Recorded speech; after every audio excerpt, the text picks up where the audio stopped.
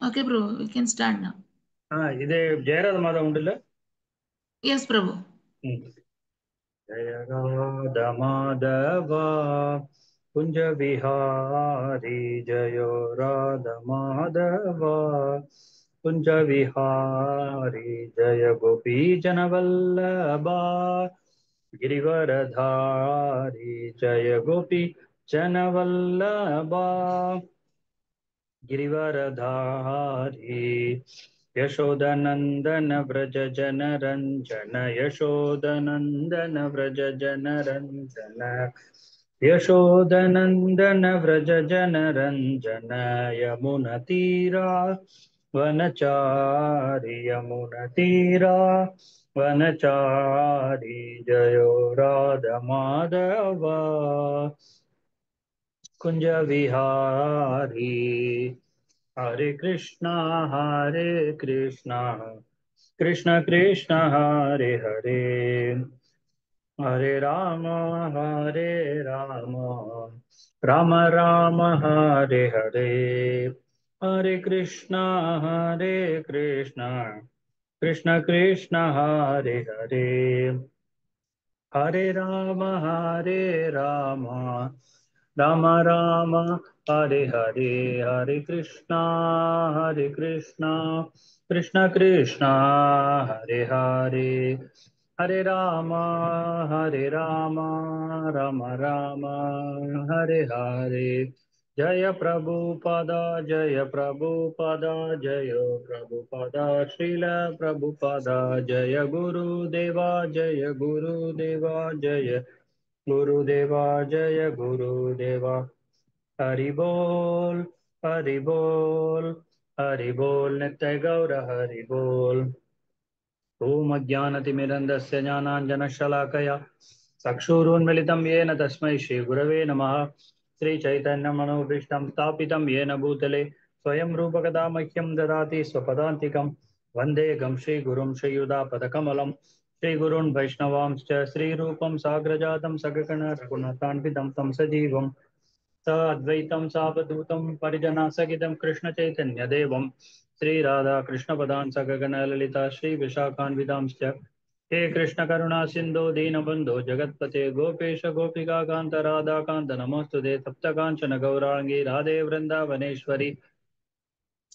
वृषभानुसुते देवी प्रणमामि हरिप्रिये वाञ्छकल्पतरुभ्यश्च कृपा सिन्धुभ्य एव च पतितानां पावनेभ्यो वैष्णवेभ्यो नमो नमः जय श्रीकृष्ण चैतन्य प्रभो नित्यानन्द श्री अद्वैत गदाधर श्रीवासादि गौरभक्तवृंदा हरे कृष्णा कृष्ण कृष्णा हरे हरे हरे राम राम राम हरे हरे हरे कृष्ण कृष्ण कृष्ण हरे हरे हरे राम राम राम हरे हरे हरे कृष्ण कृष्ण कृष्ण हरे हरे हरे राम राम राम हरे हरे नमो ओम विष्णुपादाय कृष्ण पृष्ठाय भूतले श्रीमते महाविष्णु गोस्वामी नित्य नामिने मूकं करोति वाचालं पङ्गुं लङ्घयते गिरिं यत्कृपातमहं वन्दे श्रीगुरुं दीनतारिणम् ओम नमो भगवते वासुदेवाय ओम नमो भगवते वासुदेवाय ओम नमो भगवते वासुदेवाय नारायणं नमस्कृत्य नरं चैव नरोत्तमं देवीं सरस्वतीं व्यासं ततो जयमुदीरयेत् नष्टप्रायेषु अवत्रेषु नित्यं भागवत सेवया भगवतीरुत्तमश्लोके भक्तिर्भवति नैष्टिकी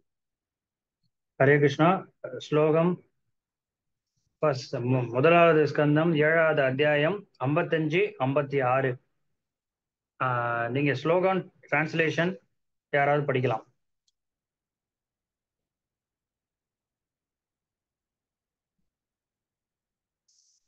இல்ல நான் படிக்கிறதா இருந்தாலும் படிக்கிறேன்.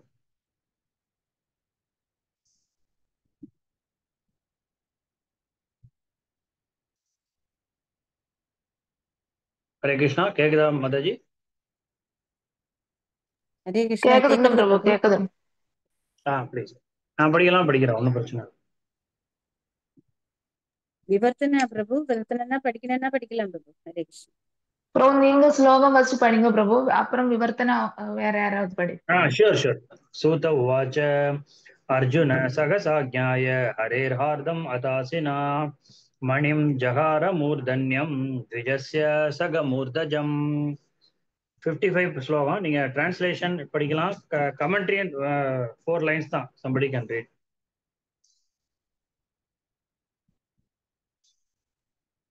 വിഷ്ണുപ്രിയ മാതാജി. ഹരേ കൃഷ്ണ. ഹരേ കൃഷ്ണ മാതാജി. ഒന്ന് ഒരു മിനിറ്റ് ഒന്നൊന്ന് എടുക്കട്ടെ. ലാസ്റ്റ് కొంచెం. ഹരേ കൃഷ്ണ. ഹരേ കൃഷ്ണ മാതാജി എടുത്തിട്ട്. ഹരേ Krishna. Please, please Hare read. Krishna പ്രഭു. ഹരേ കൃഷ്ണ പ്രഭു. പ്രണാമം പ്രഭു. ഹരേ കൃഷ്ണ. സുധ ഉവാച വിവർത്തനം.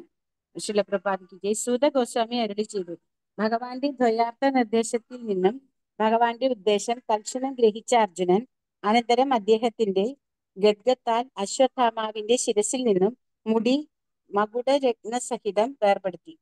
ഭാവാർത്ഥം കൂടെ പഠിക്കട്ടുമാ പ്രഭു? படிங்க. ஏன்னா 4 lines தான். ആമാ. വിഭിന്ന വ്യക്തികളുടെ വൈരുദ്ധ്യകരമായ നിർദ്ദേശങ്ങളെ നടപ്പിലാക്കുക അസാധ്യമാണ്. ആകയാൽ അർജുനൻ അദ്ദേഹത്തിന്റെ കൂർമ്മബുദ്ധിയിൽ മധ്യമാർഗം സ്വീകരിക്കുകയും ഗദ്ഗത്താൽ അശ്വത്ഥാമാവിന്റെ ശിരോരത്നം വേർപെടുത്തുകയും ചെയ്തു. ഇത് അശ്വത്ഥാമാവിന്റെ ശിരഛേദത്തിന് തുല്യമാണ്. എന്നാൽ പ്രയോഗത്തിൽ അവന്റെ ജീവൻ രക്ഷപ്പെടുകയും ചെയ്തു. ഇവിടെ അശ്വത്ഥാമാവിനെ ദ്വിജൻ എന്ന് ചൂണ്ടിക്കാണിച്ചിരിക്കുന്നു. നിശ്ചയമായും അവൻ ദ്വിജനാകുന്നു. എന്നാൽ തന്റെ പദവിയിൽ നിന്ന് നിലം പതിച്ചിരിക്കയാൽ അവൻ യഥോചിതമായി ശിക്ഷിക്കപ്പെട്ടു. ഹരേ കൃഷ്ണ പ്രഭു. Hare Krishna. So 56. വിമുച്യ രശനാബദ്ധം ബാലഹത്യ ഹതപ്രഭം തേജസാ മണിനാഹീനം ശിബിരാൻ നിരയാപയത്. ഹരേ കൃഷ്ണ. വിവർത്തനം. ബാലഹത്യ ചെയ്യുകയാൽ അവന്റെ അശ്വത്ഥാമാവ് ശരീര തേജസ് നേരത്തെ തന്നെ നഷ്ടമായിരുന്നു.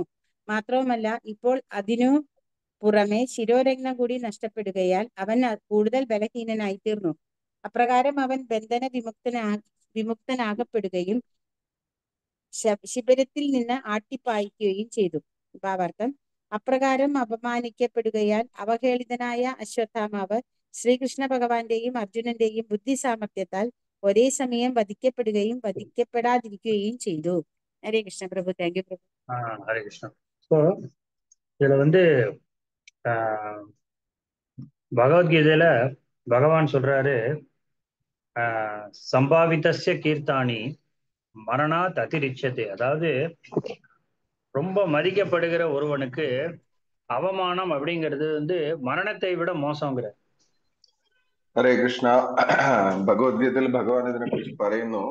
അതായത് ഒരു നന്നായിട്ട് ജീവിക്കുന്ന ഒരാൾക്ക് അപമാനം എന്നത് ഒരു മരണത്തിന് തുല്യമാണെന്ന് പറയും. அப்போ அதை இந்த இடத்துல பகவான் ப்ரூவ் பண்றார்.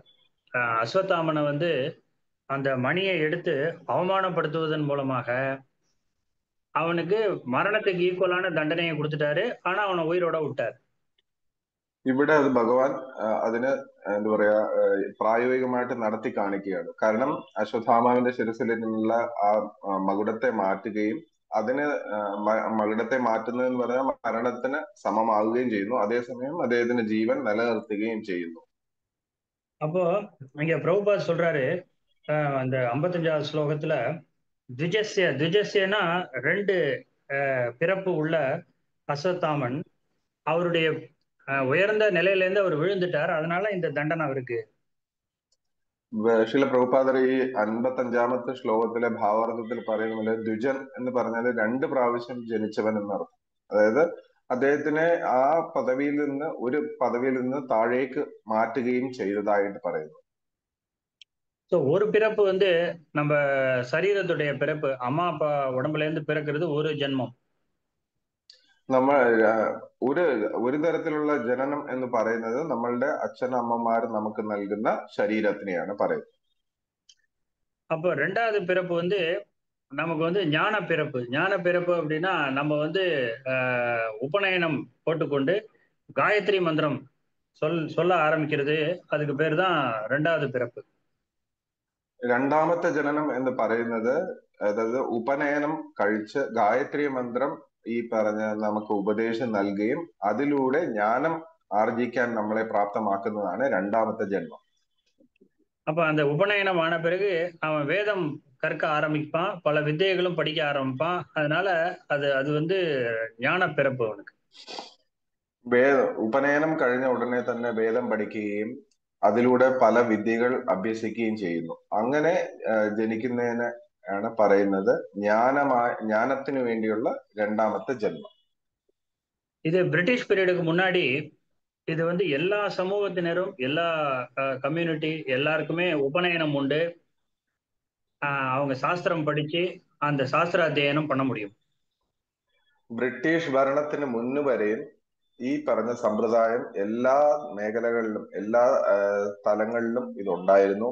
അവരവരുടെ ശാസ്ത്രങ്ങൾ പഠിക്കുകയും അത് പ്രാക്ടീസ് ചെയ്യുകയും ചെയ്യുന്നത്. அதே போல எல்லா கம்யூனிட்டியும் வந்து அக்னியை வச்சு உபாசனை பண்ணாங்க. அக்னி வழிபாடு இருந்தது. എല്ലാ സമുദായക്കാരും ഈ അഗ്നി ഉപാസന നടത്തിയിരുന്നു. ஆனால் பிரிட்டிஷ் பீரியடுக்கு அப்புறம் நமக்கு வந்து 2 மேஜர் சேஞ்ச் நடந்தது. ஒன்று வந்து இண்டஸ்ட்ரியல் ரெவல்யூஷன், இன்னொன்று வந்து வேர்ல்டு வார்ஸ். ഈ ബ്രിട്ടീഷുകാരുടെ ഭരണത്തോടു കൂടി 2 മാറ്റങ്ങൾ നമ്മളുടെ ഇവിടെ സംഭവിച്ചു.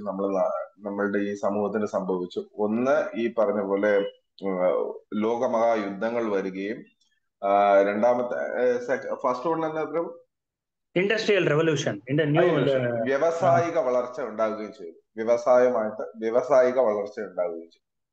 அப்ப அந்த இண்டஸ்ட்ரியல் ரெவல்யூஷன்னால புது புது ஃபேக்டரிஸ், புது டெக்னாலஜி, பெட்ரோல் கண்டுபிடிச்சது, எலக்ட்ரிசிட்டி கண்டுபிடிச்சது, இதெல்லாம் நிறைய கண்டுபிடிப்புகள் வந்து கல்வி எஜுகேஷன் மெத்தடே மாறி போச்சு. ഈ പുതിയ പുതിയ കണ്ടുപിടുത്തങ്ങളിലൂടെ, അതായത് പെട്രോൾ കണ്ടുപിടിക്കുക ചെയ്തു, വൈദ്യുതി ഉപയോഗിക്കുന്നത് കണ്ടുപിടിക്കുകയും ചെയ്തു. അങ്ങനെ വന്നതോടുകൂടി നമ്മളുടെ വിദ്യാഭ്യാസം അല്ലെ അഭ്യാസത്തിൽ ഒരുപാട് മാറ്റങ്ങൾ വന്നു. அப்போ இந்தியாவில் இருந்த பழைய அந்த எஜுகேஷன்லாம் பிரிட்டிஷ் நம்ம எஜுகேஷன்லாம் தூக்கி போட்டுட்டு அவங்க புது எஜுகேஷனை இங்கே கொண்டு வந்து நம்ம ஊரில் அதை இம்ப்ளிமெண்ட் பண்ணிட்டாங்க. നമ്മളുടെ പഴയകാല വിദ്യാഭ്യാസ സമ്പ്രദായത്തെ തന്നെ മാറ്റിമറിച്ചുകൊണ്ട് ബ്രിട്ടീഷുകാർ അവരുടെ പുതിയ എന്താ പറയാ അഭ്യാസന രീതി അല്ലെങ്കിൽ വിദ്യ അഭ്യസിക്കുന്ന രീതിയെ ഇങ്ങോട്ട് കൊണ്ടുവന്നു, ഇങ്ങോട്ട് ഇംപ്ലിമെന്റ് ചെയ്തു. அப்போ வந்து எல்லாரும் அந்த புது எஜுகேஷனை படிச்சாதான் உங்களுக்கு வேலை, நம்ம வந்து நமக்கு சம்பளம் அப்படின்னு ஆன பிறகு அந்த பழைய எஜுகேஷன் மெத்தடு எல்லாரும் கொஞ்சம் கொஞ்சமா விட ஆரம்பிச்சிட்டாங்க. ഈ പുതിയ രീതി, ബ്രിട്ടീഷ് ഭരണ രീതിയിലുള്ള വിദ്യാഭ്യാസം പഠിച്ചാൽ മാത്രമേ നമുക്ക് ജോലി ലഭിക്കുകയുള്ളൂ, ശമ്പളം ലഭിക്കുകയുള്ളൂ എന്നൊരവസ്ഥ കൈവരികയും അതിലൂടെ ഇവർ പഴയ വിദ്യാഭ്യാസ നയങ്ങളെല്ലാം കുറേശ്ശെയായി മറന്നു തുടങ്ങി.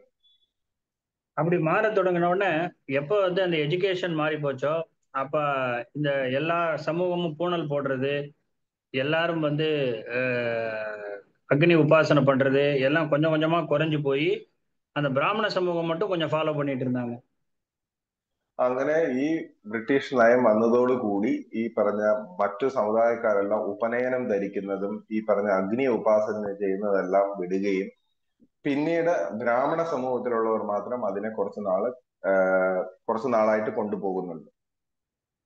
அப்போ அவங்களும் மாடர்ன் எஜுகேஷன் பக்கம் வந்த பிறகு கொஞ்சம் பேர் தான் அதை இன்னும் ஃபாலோ பண்றாங்க. பாக்கி பெரும்பாலும் எல்லாரும் அந்த பூணல் போடுறது, இந்த காயத்ரி மந்திரம் சொல்றது, அந்த பிராக்டிஸ்லாம் போயிடுச்சு.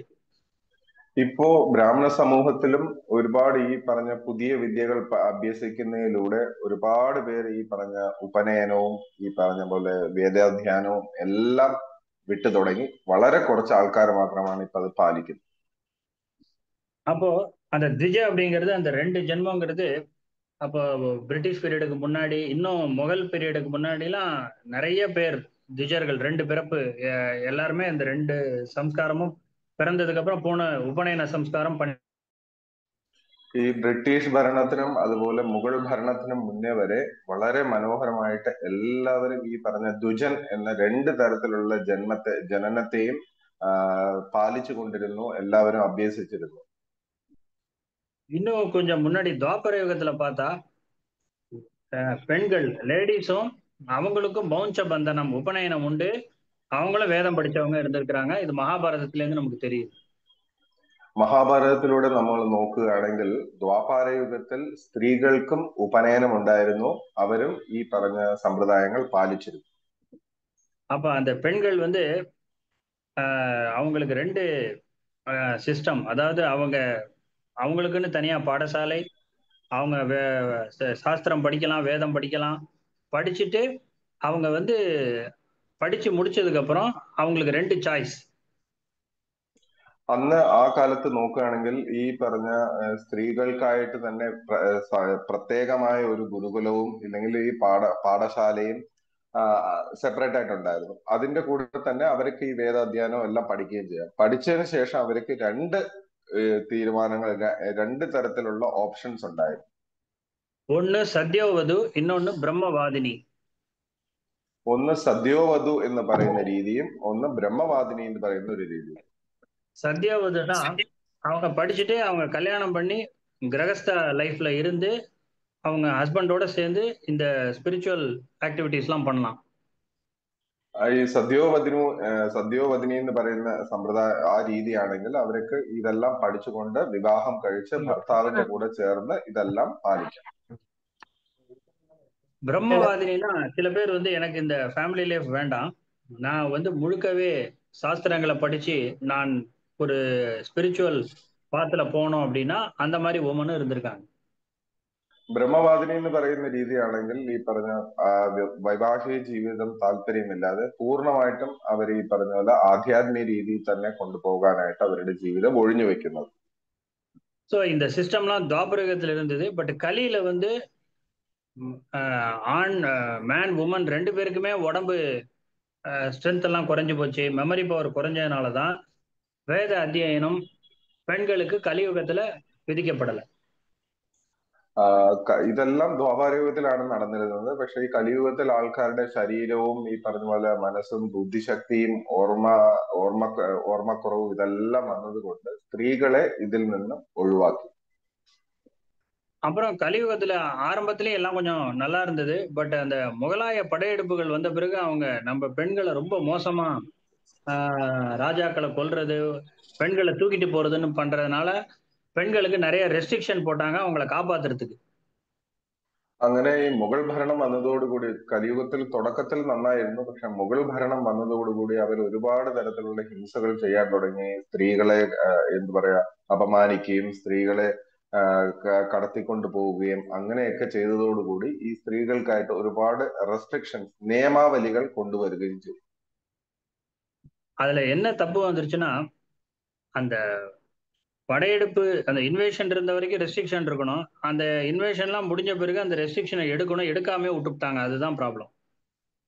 എന്താണ് ഇതിൽ പറ്റിയ തെറ്റെന്ന് പറഞ്ഞാൽ ഈ റെഗുലേഷൻസ് അല്ലെങ്കിൽ നിയമാവലികൾ ആ ഭരണകാലം വരെ ഭരണം ഉണ്ടായിരുന്ന സമയത്ത് ഈ നിയമാവലികൾ വെച്ചിരുന്നു. പക്ഷെ ആ ഭരണം നിർത്തിയതിനു ശേഷം ഈ നിയമാവലികളെ പിൻവലിച്ചില്ല. അതാണ് ഏറ്റവും വലിയ തെറ്റ്. அதனாலதான் பெண்களை வந்து பெண்கள் நிறைய அவங்களுக்கு அப்ரஷன் பிரச்சனைகள்லாம் வந்தது. അപ്രഷൻ പ്രഭു? അപ്രഷൻ മീൻസ് പുഷിംഗ് ദം ഡൗൺ. അങ്ങനെ അവരെ സ്ത്രീകളെ ഒരുപാട് താഴേക്കിടയിലേക്ക് തള്ളുന്ന വിധത്തിലുള്ള പ്രവൃത്തികളെല്ലാം അവർ അനുഭവിക്കേണ്ടി വന്നു. ஆனா இங்க த்விஜான்னு சொல்றது ദ്വീന രണ്ട്, പല്ലുക്കും ദ്വിജാன்னு പേര്. ദ്വി എന്ന് പറഞ്ഞാൽ രണ്ട്, പല്ലിനെയും ദ്വിജ അല്ലെങ്കിൽ ദ്വി എന്ന് പറയാറുണ്ട്. ஏன்னா நம்ம பிறந்தோன்னே நமக்கு பல்லு ஒரு செட்டு வளரும், அந்த பல்லு விழுந்துட்டு அப்புறம் இன்னொரு செட்டு வளரும். അതായത് നമ്മൾ ജനിക്കുമ്പോൾ ഒരു തരത്തിലുള്ള പല്ല് കവചം പോലെ നമുക്കുണ്ടാവും. അത് കുറച്ചു നാൾ കഴിയുമ്പോൾ വീഴുകയും പുതിയൊരു പല്ല് മുളയ്ക്കുകയും ചെയ്യും. അതേதான் ഒരു ജന്മം അമ്മ അപ്പാട്ടേന്ന്, இன்னொரு ജന്മം ஞான ജന്മം. അതുപോലെയാണ് ഇതും. നമ്മളുടെ ദ്വിജ എന്ന് പറയുന്നതിൽ ഒരു ജന്മം മാതാപിതാക്കളിൽ നിന്നും രണ്ടാമത് ജ്ഞാനത്തിലൂടെയുമാണ്. இப்போ அஸ்வத்தாமனுக்கு வந்து அவருக்கு மரணத்துக்கு ஈக்குவலான பனிஷ்மெண்ட்டை அர்ஜுனன் கொடுத்துட்டாரு. இதே மாதிரி பனிஷ்மெண்ட்டை, இதே மாதிரி ஒரு அவமானத்தை அஸ்வத்தாமன் பாண்டவர்களுக்கு முன்னாடியே பண்ணியிருக்காரு. അർജുനൻ ഈ പറഞ്ഞ അശ്വത്ഥാമാവിന് മരണത്തിന് സമമായ ശിക്ഷ നൽകുകയും ചെയ്തു. അതുപോലെ തന്നെ അശ്വത്ഥാമാവ് ഇവരെ പാണ്ഡവർക്കും ഇതുപോലെ ഒരു അപമാനം വരുത്തുകയും ചെയ്തു. அப்பயுமே இந்த பகவத்கீதா ஸ்லோகம் வந்து அந்த அந்த இன்சிடென்ட்டுக்கும் பொருந்தும். அதாவது dishonour is worse than death, அது அப்பயும் பொருந்தும். ഈ ഒരു ഭഗവത്ഗീത വചനം അന്നും പ്രാബല്യത്തിൽ ഉണ്ടായിരുന്നു. കാരണം അന്ന് ഈ പറഞ്ഞ ഡിസോണർ, അപമര്യാദപ്പെടുത്തുന്നത് മരണത്തിന് തുല്യമാണെന്നുള്ള ഒരു അവസ്ഥ ഈ പറഞ്ഞ പാണ്ഡവരും അഭിമുഖീകരിച്ചിരുന്നു. அப்போ அது எப்ப நடந்தது அப்படின்னா மகாபாரத யுத்தத்துல 15வது நாள் இந்த சம்பவம். എപ്പോഴാണ് ഈ ഒരു കാര്യം നടന്നതെന്ന് നോക്കുകയാണെങ്കിൽ മഹാഭാരത യുദ്ധത്തിൽ 15ാം ദിവസമാണ് ഇത് സംഭവിച്ചത്. அந்த 15வது நாள் தான் துரோணர் வந்து கொல்லப்பட்டார். ആ 15ാം ദിവസമാണ് ദ്രോണാചാര്യർ വധിക്കപ്പെടുന്നത്. அப்ப துரோணாச்சாரியரை கொண்டது திருஷ்டத்யும்னன், திரௌபதியுடைய அண்ணா.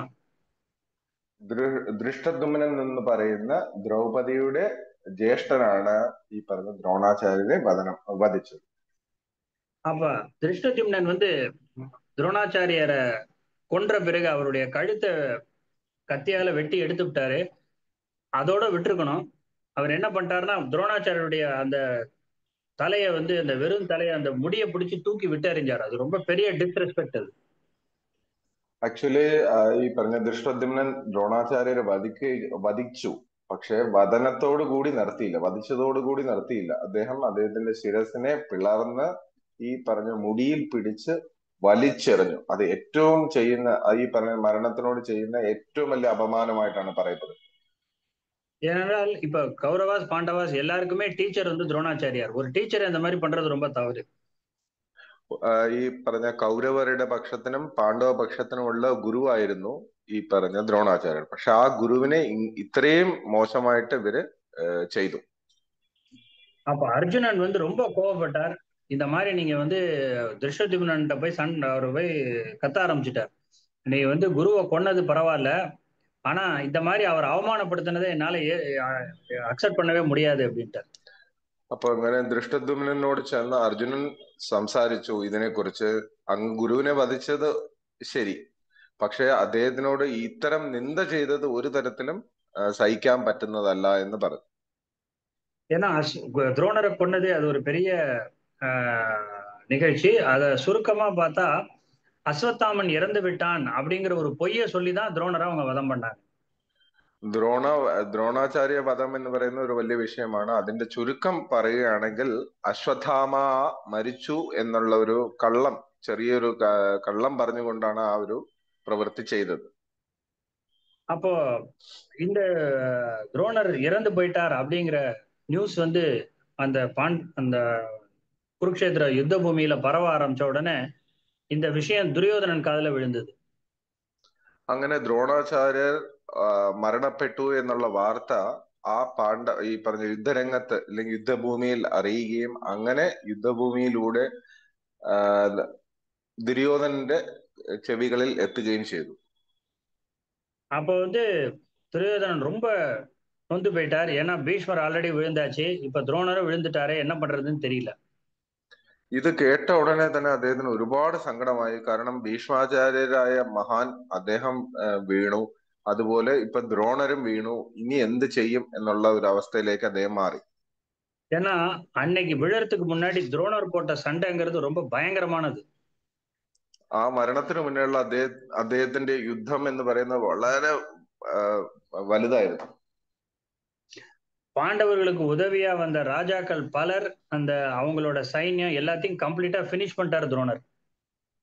പാണ്ഡവരെ സഹായിക്കാൻ വന്ന രാജാക്കന്മാരും അദ്ദേഹത്തിന്റെ മൊത്ത സൈന്യത്തെയും ദ്രോണാചാര്യർ വധിച്ചു. அதுக்கப்புறம் அஸ்வத்தாமன் ஒரு பக்கம் அடிச்சு பீமனை குருக்ஷேத்திரத்தை விட்டே விரட்டினார். அந்த அளவுக்கு அஸ்வத்தாமன் சண்டை போட்டார். അശ്വത്ഥാമാവിന്റെ ഒരു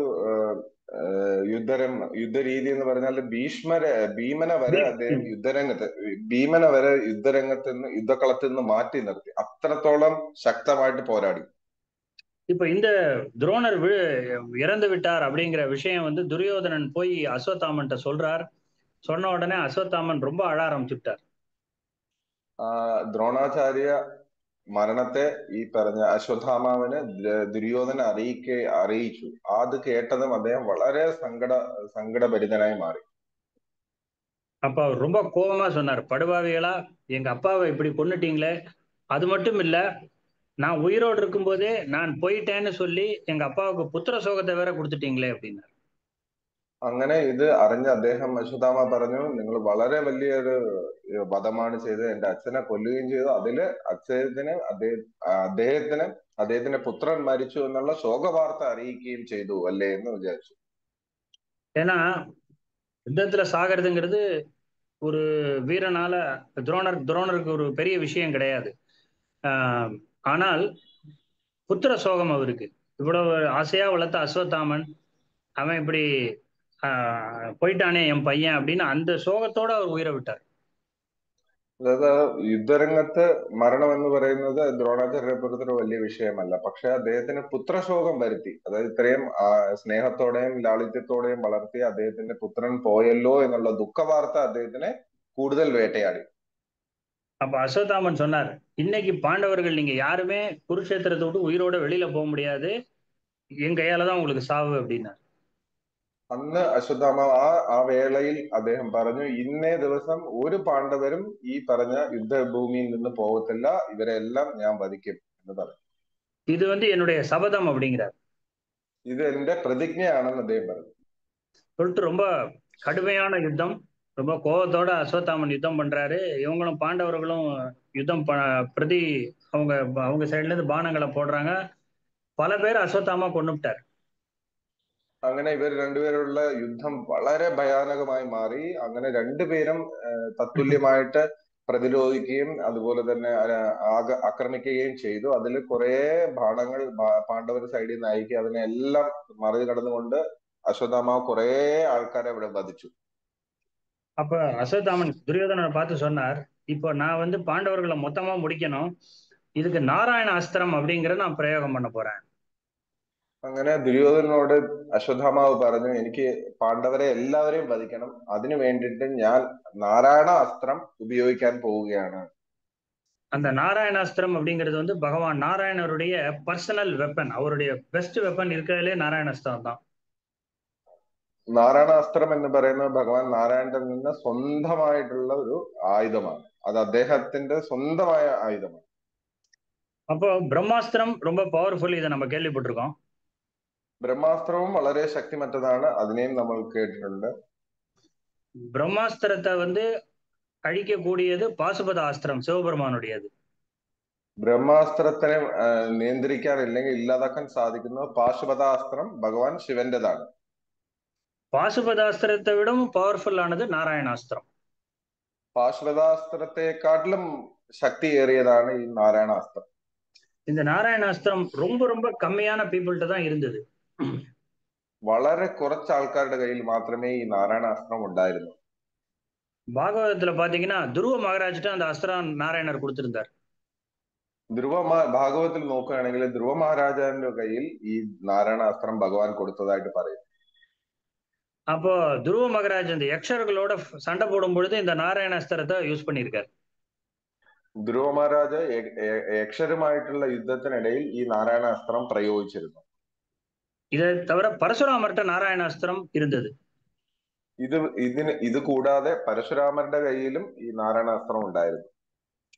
நிறைய சத்திரியர்களோட சண்டை போடும்போது அவர் இதை யூஸ் பண்ணியிருக்காரு. ക്ഷത്രിയരുമായിട്ടുള്ള യുദ്ധ സമയത്ത് ഈ പരശുരാമർ ഈ ഒരു നാരായണാസ്ത്രം ഉപയോഗിച്ചിരുന്നു. அதை தவிர பகவான் கிருஷ்ணர்கிட்ட அந்த நாராயணாஸ்திரம் இருந்தது. ഇത് കൂടാതെ ഭഗവാൻ കൃഷ്ണന്റെ കയ്യിലും ഈ നാരായണാസ്ത്രം ഉണ്ടായിരുന്നു. பானாசுரனோட யுத்தம் பண்ணும் பொழுது கிருஷ்ணர் பானாசுரன் பாசுபதாஸ்திரம் போட்டாரு, பகவான் கிருஷ்ணர் பதிலுக்கு நாராயணாஸ்திரம் போட்டார். അങ്ങനെ ബാണാസുര യുദ്ധത്തിനകത്ത് ബാണാസുരൻ പാശുപതാസ്ത്രം ഉപയോഗിക്കുകയും അതിനെ തടുക്കാനായിട്ട് ഭഗവാൻ നാരായണാസ്ത്രം ഉപയോഗിക്കുകയും ചെയ്തു. இப்போ இவர் துருவ மகாராஜுக்கு பகவான் நாராயணர் கொடுத்தார், பரசுராமருக்கு சிவபெருமான் നാരായണാസ്ത്രത്തെ കൊടുത്താർ. ധ്രുവ മഹാരാജാവിന് ഭഗവാൻ ഈ നാരായണാസ്ത്രം നൽകി, പരശുരാമന് ഭഗവാൻ ശിവൻ ഈ നാരായണാസ്ത്രം നൽകി. சிவபெருமானுக்கு அது எப்படி கிடைச்சதுன்னா, அவர் நாராயணனுடைய சிறந்த பக்தருங்கிறதுனால நாராயணர் அவருக்கு அந்த அஸ்திரத்தை கொடுத்திருந்தார். ഭഗവാൻ ശിവൻ എങ്ങനെ ഇത് കിട്ടിയെന്ന് ചോദിക്കുകയാണെങ്കിൽ അത് ഭഗവാന്റെ ഏറ്റവും നല്ല ഭക്തനായതുകൊണ്ട് ഭഗവാൻ തന്നെ അദ്ദേഹത്തിന് നൽകിയതാണ് ഈ നാരായണാസ്ത്രം. நீங்க யாருக்கு விரும்புறீங்களோ அவங்களுக்கு இதை கொடுக்கலாம் அப்படின்னு சொல்லிட்டார். നിങ്ങൾക്ക് ആർക്കാണോ അങ്ങ് ഇത് കൊടുക്കണം നൽകണമെന്ന് ആഗ്രഹിക്കുന്നു അവർക്ക് അങ്ങേക്ക് ഇത് കൊടുക്കാമെന്ന് പറയുകയും ചെയ്തു. கிருஷ்ணர் நாராயணாஸ்திரம் எப்படி அவர் யார்கிட்ட வாங்கல, ஏன்னா அவரே தான் நாராயணர். കൃഷ്ണർ നാരായണാസ്ത്രം ആരുടെ നിന്നും മേടിച്ചിട്ടില്ല, കാരണം ഭഗവാന്റെ തന്നെയാണ് ഈ അസ്ത്രം, ഭഗവാൻ തന്നെയാണത്. இதை தவிர துரோணருக்கு இந்த நாராயணாஸ்திரம் கிடைச்சது. ഇത് കൂടാതെ ദ്രോണാചാര്യർക്ക് ഈ നാരായണാസ്ത്രം ലഭിക്കുകയും ചെയ്തു. அவருக்கு எப்படி கிடைச்சதுன்னா, அவர் பகவான் விஷ்ணுவை ரொம்ப சின்சியரா பூஜை பண்ணி இந்த அஸ்திரத்தை கேட்டார்.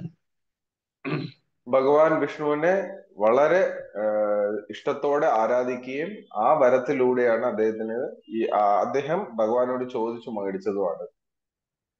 அப்ப பகவான் வந்து ஒரு பிராமணருடைய ரூபத்துல வந்து இந்த அஸ்திரத்தை கொடுத்தார். ഭഗവാൻ ഒരു ബ്രാഹ്മണ വേഷം ധരിച്ചു വന്ന് ഈ പറഞ്ഞ ദ്രോണാചാര്യർക്ക് ഈ അസ്ത്രം നൽകുകയും ചെയ്തു. ஆனா அந்த அஸ்திரம் கொடுக்கும் போதே இந்த அஸ்திரத்தை ரொம்ப பவர்ஃபுல், இதை பிரயோகப்படுத்துறதுக்கு சில கண்டிஷன்ஸ் எல்லாம் சொன்னார். ഈ അസ്ത്രം വളരെ ശക്തിയുറ്റതാണ്, ഇതിനെ ഉപയോഗിക്കാനായിട്ട് ചില നിബന്ധനകൾ ഉണ്ട് എന്ന് അറിയിക്കുകയും ചെയ്തു. ஒரு யுத்தத்துல ஒரு எதிரிக்கு அகைன்ஸ்டா ஒரு தடவை தான் இந்த அஸ்திரத்தை போட முடியும். ഒരു യുദ്ധത്തിനകത്ത് ഒരു പ്രാവശ്യം മാത്രമേ ആ എതിരിക്ക് അല്ലെങ്കിൽ ഓപ്പോസിറ്റ് പാർട്ടിക്ക് എതിരായിട്ട് ഒരു പ്രാവശ്യം മാത്രമേ ഈ അസ്ത്രം ഉപയോഗിക്കാൻ സാധിക്കുകയുള്ളൂ. இன்னொரு தடவை യൂസ് பண்ணீங்கன்னா அது உங்களையே திருப்பி அடிக்கும். രണ്ടാമത്തെ പ്രാവശ്യം നമ്മൾ ആ ഒരു നാരായണാസ്ത്രം പ്രയോഗിക്കുകയാണെങ്കിൽ അത് നമ്മളെ തന്നെ തിരിച്ചടിക്കുമെന്ന് പറയുകയും ചെയ്തു. ரெண்டாவது, முடிஞ்ச வரையில் மனிதர்கள் யுத்தத்துல இதை பயன்படுத்தாதீங்க. ഒരു കാരണവശാലും മനുഷ്യർ തമ്മിലുള്ള യുദ്ധത്തിനകത്ത് ഇതിനെ ഉപയോഗിക്കരുത് എന്ന് പറയുകയും ചെയ്തു. മനുഷ്യനുക്ക് ഇത് താങ്ങുற ശക്തി கிடையாது. കാരണം മനുഷ്യനെ കൊണ്ട് താങ്ങാവുന്നതിനപ്പുറമാണ് ഇതിന്റെ ശക്തി. இன்னொன்னு, அது யாரு வந்து ஆயுதம் இல்லாம இருக்காங்களோ அந்த ஆயுதம் இல்லாம இருக்கிறவங்களை இந்த அஸ்திரம் வந்து தாக்காது. ആരെടുത്താണോ ആയുധം ഇല്ലാത്തത് അവരെ ഈ അസ്ത്രം ഇത് ചെയ്യത്തില്ല, ഉപദ്രവിക്കുകയില്ല. அது தாக்க. அதனால ஆனா அவர் நாராயணர் சொன்னார், இந்த நாராயண அஸ்திரத்திலேயே பல டைப்ஸ் இருக்கு, உங்களுக்கு நான் கொடுக்கறது டாப் கிளாஸ். നാരായണാസ്ത്രത്തെ കുറിച്ച് ഭഗവാൻ തന്നെ ഇദ്ദേഹത്തിനോട് പറയുകയുണ്ടായി, നാരായണാസ്ത്രത്തിൽ പല വിധത്തിലുള്ളതുണ്ട്, പക്ഷെ അങ്ങേക്ക് തരുന്നത് ഏറ്റവും ഉത്തമമായതാണെന്ന് പറഞ്ഞു. இப்போ கார்லாம் வாங்கும் பொழுது இப்போ ஒரு கம்பெனி கார், இப்போ டாடா நெக்ஸன் இருக்கு, இப்போ ஹுண்டாய் அதுல வந்து கார் இருக்கு, அதுல என்ன சொல்றான், பேஸ் வேரியன்ட் டாப் வேரியன்ட் அப்படிங்கிறான். ഈ കാർ നമ്മൾ വാങ്ങിക്കാൻ നോക്കുകയാണെങ്കിൽ ടാറ്റ നെക്സോൺ ഉണ്ട്, അതുപോലെ ഹുണ്ടായി ഉണ്ട്. ഇതിലെല്ലാത്തിലും ബേസ് വേരിയന്റ് ഏറ്റവും തുടക്കമായ ഒരു കാറും അതുപോലെ ഏറ്റവും ഉന്നതമായ അതേ ലെവലിലുള്ള കാറും ഉണ്ട്. அப்ப அந்த அதே பிராண்ட் தான், ஆனா அந்த டாப் வேரியன்ட்ல நிறைய ஃபியூச்சர்ஸ் இருக்கும், நிறைய அந்த என்னென்னமோ சொல்லுவான், இந்த ஏசி போட்டிருக்கேன், அந்த ஏசி போட்டிருக்கேன், இந்த மாதிரி உங்களுக்கு இதெல்லாம் கொடுக்குறேன், ஃபியூச்சர்ஸ் எல்லாம் கொடுக்குறேன்னு சொல்லி கொடுப்பான். ആ കാറ് ഒരേ കാറിൽ തന്നെ പല പല വ്യത്യാസങ്ങളും കൂടുതൽ ആകർഷണമായ സൗകര്യങ്ങളോട് കൂടിയ വേരിയൻസ് ഉണ്ട്. നമുക്ക് നോക്കുകയാണെങ്കിൽ അറിയാം, ബേസിക് കാറിൽ AC കാണൂല, ടോപ്പ് ക്ലാസ്സിൽ AC കാണും, ഓട്ടോമാറ്റിക് ഗ്ലാസ് വിൻഡോസ് കാണും, ഇങ്ങനെ കുറെ ഫീച്ചേഴ്സ് അതിനകത്ത് ഉണ്ടാവും. அதே போல இந்த நாராயண அஸ்திரத்திலையும் துருவ மகாராஜுக்கு கிடைச்சது இதெல்லாம் விட பெஸ்ட் அஸ்திரம் வந்து துரோணருக்கும் பரசுராமருக்கும் இருந்ததுதான். അതായത് ധ്രുവ മഹാരാജന് ലഭിച്ച നാരായണാസ്ത്രത്തെക്കാൾ മഹനീയവും ഉന്നതമായതായിരുന്നു പരശുരാമനും ഈ പറഞ്ഞ ദ്രോണാചാര്യർക്കും ലഭിച്ചത്. அப்ப இதை கொடுத்த பிறகு துரோணாச்சாரியார் இதை அஸ்வத்தாமனுக்கு கத்து கொடுத்தார். ദ്രോണാചാര്യർക്ക് ഈ നാരായണാസ്ത്രം ലഭിച്ച ശേഷം ആ വിദ്യ ഈ പറഞ്ഞ അശ്വത്ഥാമാവിന് അദ്ദേഹം പകർന്നു നൽകുകയും ചെയ്തു. அர்ஜுனனுக்கு கூட இந்த அஸ்திரம் தெரியாது, கர்ணனுக்கும் தெரியாது. അർജുനനും ഈ വിദ്യ അറിയത്തില്ല, അതുപോലെ തന്നെ കർണനും ഈ ഒരു അസ്ത്രത്തെ കുറിച്ച് അറിയത്തില്ല. இப்போ அஸ்வத்தாமா வந்து அந்த நாராயண அஸ்திரத்துடைய மந்திரத்தை சொல்லி தண்ணீரை, இந்த நீரை ஜலத்தை தொட்டு நாராயண அஸ்திரத்தை ஏவி விட்டார். അങ്ങനെ അശ്വത്ഥാമാവ് ഈ പറഞ്ഞ നാരായണാസ്ത്ര മന്ത്രം പറയുകയും ജലത്തിനെ തൊട്ടുകൊണ്ട് തന്നെ ഈ നാരായണാസ്ത്രത്തെ അയക്കുകയും ചെയ്തു. இப்போ அந்த அஸ்திரம் போனோம்னா அந்த அஸ்திரத்துல இருந்து ஒரு 10 அஸ்திரம், அதுல இருந்து ஒரு 100 அஸ்திரம், அதுல இருந்து ஒரு 1000 அஸ்திரம், இப்படி அப்படியே பெருக ஆரம்பிச்சது. അങ്ങനെ ആദ്യം നാരായണാസ്ത്രം പോവുകയും അതിന്റെ പിന്നാലെ അതിനോടനുബന്ധിച്ച് ഒരു 10 അസ്ത്രം വീണ്ടും വരികയും ആ 10ൽ നിന്ന് 100 വരികയും അങ്ങനെ സഹസ്രമായിട്ട് പോയി. இப்படி பெருகி அந்த பாண்டவர்கள் சைன்யத்தை அடிச்சு துவம்சம் பண்ண ஆரம்பிச்சிருச்சு. അങ്ങനെ ഈ അസ്ത്രം വികസിച്ച് എല്ലാ തരത്തിലുള്ള പാണ്ഡവ സൈന്യത്തെയും വധിക്കുകയും ചെയ്തു. அப்போ இவங்க பாண்டவர்கள் வந்து ரொம்ப அர்ஜுனனுக்கு ஒண்ணுமே புரியல. இந்த மாதிரி நான் ஒண்ணு பார்த்ததே கிடையாது, இது என்ன அஸ்திரம்னே புரியலையேங்கிறார் அர்ஜுனன். അർജുനൻ ആകെ എന്താ പറയാ സംശയം കൊണ്ട് ഇങ്ങനെ അന്തം വിട്ട് നിൽക്കുകയാണ്. ഇത് എന്ത് അസ്ത്രമാണ്, എനിക്ക് ഇതിനെ കുറിച്ച് മനസ്സിലാക്കാൻ പറ്റുന്നില്ലല്ലോ എന്ന് പറഞ്ഞ് അദ്ദേഹം വ്യാകുലപ്പെടുകയാണ്. அப்போ இவங்க கௌரவர்கள் என்ன பண்றாங்கன்னா, இந்த பாண்டவர்கள் சோல்ஜர்ஸ்க்கும் புரியல என்னன்னு. அதனால அவங்க இந்த அஸ்திரம் மல்டிப்ளை ஆகி எல்லாரையும் அடிக்க ஆரம்பிச்சோன்னா இவங்களும் அம்பு எல்லாம் எடுத்து பதிலுக்கு சண்டை போடுறாங்க. അങ്ങനെ ഈ പാണ്ഡവ സൈന്യവും ഈ പറഞ്ഞ യുദ്ധത്തിന്റെ ഈ നാരായണാസ്ത്രത്തിന്റെ പ്രഹരത്തിൽ എന്താണ് നടക്കുന്നതെന്ന് മനസ്സിലാകാതെ അവരും അവരാൽ കഴിയുന്ന വിധത്തിൽ തിരിച്ച് ഈ അമ്പും വില്ലും വെച്ച് തിരിച്ച് ഫൈറ്റ് ചെയ്യാൻ പ്രതിരോധിക്കാൻ തുടങ്ങി. இவங்க அடிக்க அந்த அஸ்திரம் இன்னும் பயங்கரமா நிறைய ஸ்பிளிட் ஆகி இன்னும் கொல்ல ஆரம்பிக்குது இவங்களை. ഇവരതിനെ പ്രതിരോധിക്കാൻ ശ്രമിക്കും തോറും അത് വീണ്ടും വീണ്ടും വികസിച്ച് വലുതായിക്കൊണ്ടിരിക്കുന്നു, കൂടുതൽ പ്രഹരം ഏൽപ്പിക്കുന്നു. இப்படியே அது பெரிய யுத்தங்களும் அங்க எல்லாரையும் நாசம் பண்ணிட்டு இப்ப பாண்டவர்கள் இருக்கிற சைடு வருது. அர்ஜுனனுக்கு ஒண்ணுமே புரியல. இந்த யுத்தங்களமே இன்னைக்கு நம்ம முடிஞ்சோம் அப்படின்னு நினைச்சாரு அவர். അങ്ങനെ ഈ അസ്ത്രം എല്ലാ തരത്തിലുള്ള പാണ്ഡവ സൈന്യങ്ങളെ വധിച്ച് നേരെ പാണ്ഡവരുടെ പക്ഷത്തേക്ക് വരുമ്പോ അർജുനൻ ആകെ അന്താളിച്ചിരിക്കുകയാണ്. എന്താണ് ഇവിടെ നടക്കുന്നത് മനസ്സിലായി. ഇന്നത്തോടു കൂടി നമ്മളുടെ അവസാനമായി എന്ന് അദ്ദേഹം വിചാരിച്ചു.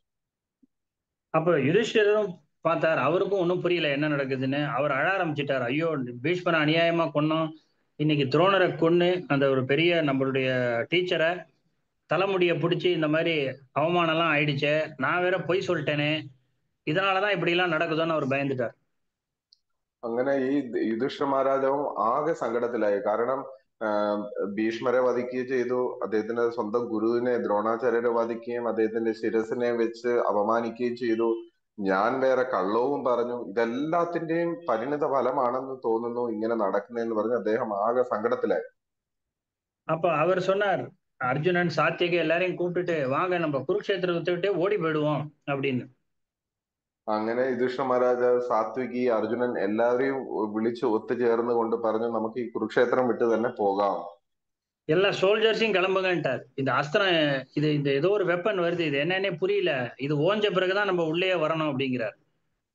അങ്ങനെ അവിടെ ഉണ്ടായിരുന്ന ഭടന്മാരോടും പറഞ്ഞു, ഇത് നിർത്താൻ നമുക്ക് ഈ അസ്ത്രത്തെ കുറിച്ച് എന്താണെന്ന് നമുക്ക് മനസ്സിലാക്കാൻ സാധിക്കുന്നില്ല. ഈ അസ്ത്രം തീർന്നാൽ മാത്രമേ നമുക്ക് ഇതിനകത്ത് ഇനി പ്രവേശിക്കാൻ സാധിക്കുകയുള്ളൂ, അതുകൊണ്ട് നമുക്ക് പോകാം എന്ന് പറഞ്ഞു. அப்ப சாத்தியகி கிருஷ்ணருடைய ரொம்ப க்ளோஸ் ஃப்ரெண்டு, அவர் சொன்னாரு, நம்ம எல்லாம் ஓடினா அப்ப கிருஷ்ணரை யார் காப்பாத்துறது, அவரையும் இழுத்துன்னு ஓடுவோம் அப்படின்னாரு. അങ്ങനെ സാത്വികി പറഞ്ഞു, നമ്മളെല്ലാം രക്ഷപ്പെടാൻ വേണ്ടി ഓടുമ്പോ ഭഗവാൻ കൃഷ്ണനെ ആരാണ് സംരക്ഷിക്കുക എന്ന് ചോദിച്ചു. സാത്വികി കൃഷ്ണന്റെ വളരെ അടുത്ത സുഹൃത്താണ്. அப்ப யுதிஷ்டிரர் சொன்னார், கிருஷ்ணருக்கு தெரியும் அவர் எப்படி காப்பாத்திக்கணும்னு, முதல்ல நம்மளை காப்பாத்திக்கணும்னாரு அவர். അപ്പൊ യുധിഷ്ഠിര മഹാരാജ പറഞ്ഞു, ഭഗവാനെ രക്ഷിക്കാൻ ഭഗവാനെ അറിയാം, ആദ്യം നമുക്ക് ഇവിടെ നിന്ന് രക്ഷപ്പെടാം എന്ന് പറഞ്ഞു. அப்போ பார்க்கும் பொழுது அப்ப அர்ஜுனன் கேட்கிறார் கிருஷ்ணரை பார்த்து, இது என்னன்னே புரியலையே, இது என்ன அஸ்திரம், நான் என்ன பண்ணணும் இப்ப அப்படின்னு கேட்கிறார். അങ്ങനെ ഭഗവാൻ കൃഷ്ണനെ നോക്കിയ അർജുനൻ ചോദിച്ചു, ഭഗവാനെ ഇത് എന്ത് അസ്ത്രമാണ്, എനിക്ക് ഇതിനെ കുറിച്ച് ഒന്നും മനസ്സിലാകുന്നില്ല, ഇതിനു വേണ്ടി ഞാൻ ഇപ്പൊ എന്താണ് ചെയ്യേണ്ടത്? அப்ப பகவான் சொன்னார், இது நாராயண அஸ்திரம், இது வந்து நாராயண அஸ்திரத்திலேயே ரொம்ப டாப் மோஸ்ட் வெர்ஷன், பெஸ்ட் வெர்ஷனை அஸ்வத்தாமா போட்டிருக்காரு இந்த நம்ம மேல அப்படின்னு. അങ്ങനെ ഭഗവാൻ പറഞ്ഞു, ഇത് നാരായണ അസ്ത്രമാണ്. ഈ നാരായണാസ്ത്രത്തിന്റെ ഏറ്റവും ഉന്നതമായ ഒരു രീതിയാണ് അദ്ദേഹം യശോദാമ നമ്മൾക്കെതിരെയായിട്ട് ഇപ്പൊ പ്രയോഗിച്ചിരിക്കുന്നത് എന്നാണ് പറഞ്ഞത്. அப்போ இத வந்து அவர் சொன்னார் கிருஷ்ணர், முதல்ல இந்த அஸ்திரத்துல இருந்து தப்பிக்கணும்னா பல பேர் சண்டை போட்டு காமெடி பண்ணிட்டு இருக்கான், அவனெல்லாம் நிறுத்த சொல்லு அப்படின்னாரு. ഈ അസ്ത്രത്തിൽ നിന്ന് ആദ്യം രക്ഷപ്പെടണമെങ്കിൽ ഈ അസ്ത്രത്തിനെതിരെ ആദ്യം ഫൈറ്റ് ചെയ്യുന്ന എല്ലാവരെയും ആദ്യം നിർത്താൻ പറയും. அப்போ ஃபர்ஸ்ட் எல்லா சோல்ஜர்ஸையும் வெப்பன் ஆயுதங்கள்லாம் கீழே போட சொல்லு அப்படின்னாரு. അങ്ങനെ ഭഗവാൻ പറഞ്ഞു, എല്ലാ ഭടന്മാരോടും പറയുക, കയ്യിലുള്ള ആയുധങ്ങളെല്ലാം ആദ്യം താഴേക്ക് ഉപേക്ഷിക്കാൻ.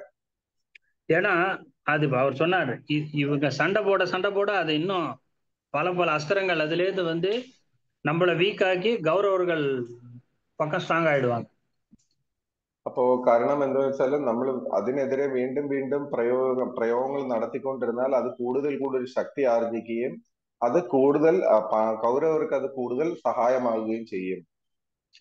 அப்போ எல்லாரும் நீங்க எல்லாரும் ஆயுதத்தை கீழே போடுங்க, எல்லாரும் ஒருத்தர் கூட ஆயுதம் கையில இருக்கக்கூடாது, எல்லாரும் கீழே போடணும், ரதத்தை விட்டு ஜம்ப் பண்ணணும், அப்படியே காலில் அப்படியே கீழே விழுந்து வணங்கணும். അങ്ങനെ ഭഗവാൻ പറഞ്ഞു കൊടുത്തു, എല്ലാവരുടെ കയ്യിലുള്ള ആയുധവും ആദ്യം താഴെ ഉപേക്ഷിക്കുക. നിങ്ങൾ പാണ്ഡവരുടെ അടുത്ത് പറഞ്ഞു, നിങ്ങളുടെ കയ്യിലുള്ള ഈ പറഞ്ഞ ആയുധങ്ങളെ ഉപേക്ഷിച്ച് രഥത്തിൽ നിന്ന് താഴെ ഇറങ്ങുകയും എന്നിട്ട് വിനീതമായി നമസ്കരിക്കുകയും ചെയ്യണമെന്ന് പറഞ്ഞു. அப்போ அந்த நாராயணாஸ்திரம் ஆயுதம் இல்லாம கீழே நிக்கிறவங்கள கொல்லாது.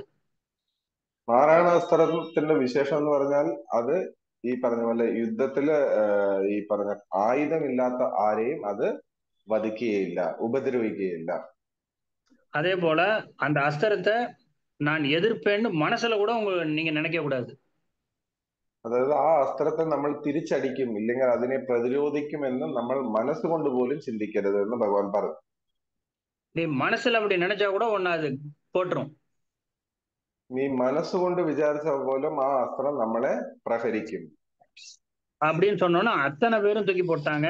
எல்லாரும் ரதத்தை விட்டு கீழே இறங்கி அப்படியே குருக்ஷேத்திரால அப்படியே கீழே விழுந்து நமஸ்காரம் பண்ணிட்டாங்க. അങ്ങനെ ഇത് കേട്ട മാത്രമേ തന്നെ എല്ലാവരും അവരവരുടെ കയ്യിലുള്ള ആയുധങ്ങൾ ഉപേക്ഷിക്കുകയും ഈ യുദ്ധഭൂമിയിൽ എല്ലാവരും താഴെ വീണ് നമസ്കരിക്കുകയും ചെയ്തു. ஆனா பீமன் மட்டும் கேட்கல. பீமன் சொன்னார், இது என்ன பெரிய இது, என்கிட்ட கதை இருக்கு, இந்த கதையை வச்சு இந்த அஸ்திரத்தை உண்டு இல்லைன்னு பண்ணிடுறேன் அப்படின்னு. ഇത് കേട്ട മാത്രമേ ഭീമൻ മാത്രം ഇത് അനുസരിച്ചില്ല. ഇതെന്താണ് ഇത്രയും വലിയ അസ്ത്രം, എന്റെ കയ്യിൽ ഗദയുണ്ട്, ഞാൻ ഈ ഗദ വെച്ച് അതിനെ തടയും എന്ന് അദ്ദേഹം പറയുകയും ചെയ്തു. அவ்வளவுதான். அந்த அஸ்திரம் எல்லாரையும் விட்டுட்டு அந்த எல்லாம் சேர்ந்து நேரா பீமனை நோக்கி பீமனோட கதையை அடிச்சது முதல்ல. അങ്ങനെ ബാക്കിയുള്ളവരെല്ലാം ഈ പറഞ്ഞ ആയുധം ഇല്ലാത്തതുകൊണ്ട് അവരെ ഉപദ്രവിക്കാതെ ഈ അസ്ത്രം നേരെ എന്ത് ചെയ്തു, ഭീമനിലേക്ക് ഫുള്ളായിട്ട് വരികയും പൂർണ്ണമായിട്ടും ഭീമനെ ഫോക്കസ് ചെയ്ത് വരികയും അങ്ങനെ ഭീമന്റെ കയ്യിലുള്ള ആയുധത്തെ ആദ്യം ഇല്ലാതാക്കി. அப்ப பீமனுடைய கிரீடத்தை புடுங்கி போட்டு அவனோட தலையை பொசுக்கி பீமனை சுத்தி ஒரு நெருப்பு மாதிரி ஃபுல்லா அந்த அஸ்திரம் ஃபார்ம் பண்ணிடுச்சு. അങ്ങനെ ഭീമന്റെ തലയിലുള്ള കിരീടത്തെ ആദ്യം തട്ടി മാറ്റുകയും ഭീമന് ചുറ്റും ഒരു തീഗോളം പോലെ അഗ്നി കൊണ്ട് ഫുള്ള ചുറ്റപ്പെട്ടു. பீமன் தவிக்கிறார், என்ன பண்றதுன்னே தெரியாம. ഭീമൻ ആകെ അന്താളിച്ച് നിൽക്കുകയാണ്, എന്ത് ചെയ്യണമെന്ന് അദ്ദേഹത്തിന് അറിയത്തില്ല. அவரு அப்பயும் அவர் நிறுத்தல, கத்தி எடுத்து சண்டை போடுறாரு, அம்பை எடுத்து ஏதோ அம்பை விட்டு பாக்குறாரு, ஒண்ணும் பண்ண முடியல. ആ സമയത്ത് കൂടി അദ്ദേഹം വീണ്ടും അതിനെ പ്രതിരോധിക്കാൻ തടയാനുള്ള ശ്രമം, കയ്യിലുള്ള കത്തി, അമ്പ്, വില്ല് എല്ലാം എടുത്തൊന്ന് പ്രയോഗിച്ച് നോയിക്കൊണ്ടിരിക്കുകയാണ്. அப்போ பகவான் பாக்குறாரு, அர்ஜுனா நம்ம ஏதாவது பண்ணணும், இல்ல பீமன் கண்டிப்பா போயிடுவான் அவ்வளவுதான் அப்படின்னு. അപ്പൊ ഇത് കണ്ട് ഭഗവാൻ പറഞ്ഞു, അർജുന നമുക്കിപ്പോ എന്തെങ്കിലും ചെയ്യണം, ഇല്ലെങ്കിൽ ഭീമൻ നമ്മളെ വിട്ടു പോകും, ഒരു മാറ്റവും ഇല്ല. அப்படின்னு சொல்லிட்டு அவருக்கு பகவானுக்கு ரொம்ப கோவம். யாரா நான் இவ்வளவு சீரியஸா பேசிட்டு இருக்கேன், அவன் என்ன காமெடி பண்ணிட்டு உட்காந்துருக்கான் அப்படின்றார். അപ്പൊ ഭഗവാൻ പറയുന്നു, ഞാൻ ഇത്രയും വളരെ കാര്യമായിട്ട് ഇതിനെക്കുറിച്ച് സംസാരിക്കുന്ന അവൻ അതിനെ വളരെ ലാഘവത്തോടെ എടുത്ത് ചിരിക്കുന്നു, ഇല്ലെങ്കിൽ യുദ്ധം ചെയ്തുകൊണ്ടിരിക്കുന്നു എന്ന് പറയും. அப்போ அப்ப பகவான் சொன்னார், ஃபர்ஸ்ட் அவனோட உயிரை காப்பாத்தணும், ஏன்னா இந்த நெருப்பு அவனை எரிச்சிரும் அப்படின்னோன்னு அர்ஜுனன் ரொம்ப குவிக்கா வருணாஸ்திரம்னு ஒண்ணு அதை போட்டு அந்த சூட்டை தணிச்சிட்டு பிள்ளை கீழே போட்டார்.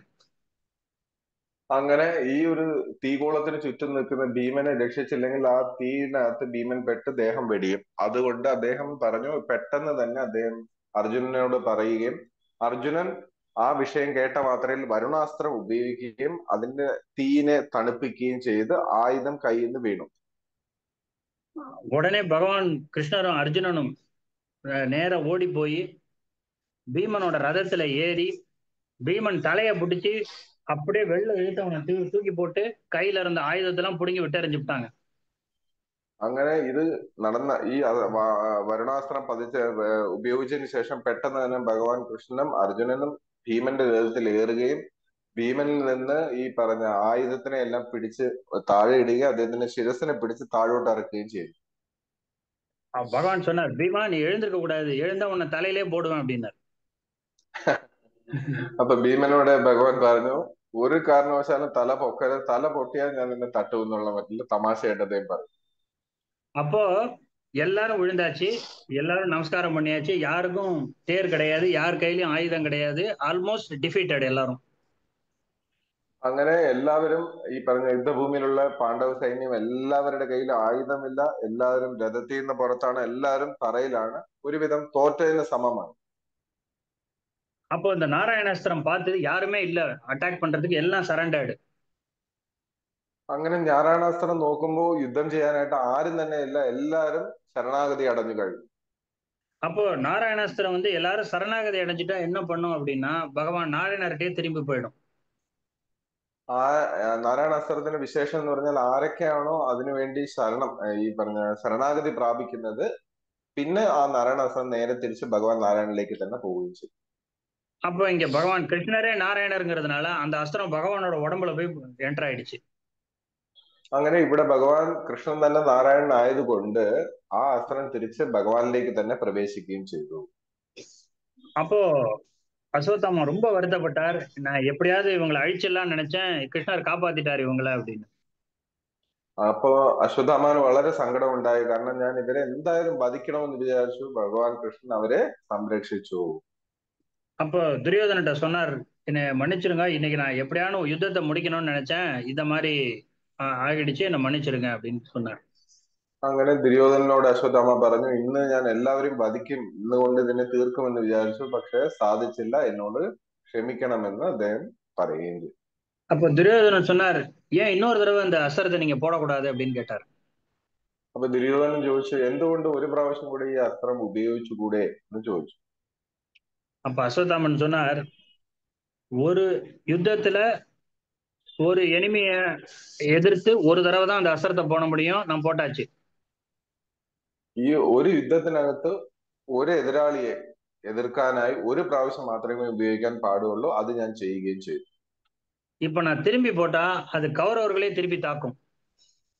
ഇനി ഞാൻ അത് രണ്ടാം പ്രാവശ്യം പ്രയോഗിക്കുകയാണെങ്കിൽ അത് കൗരവരെ തന്നെ അത് എന്താ പറയാ പ്രഹരിക്കും.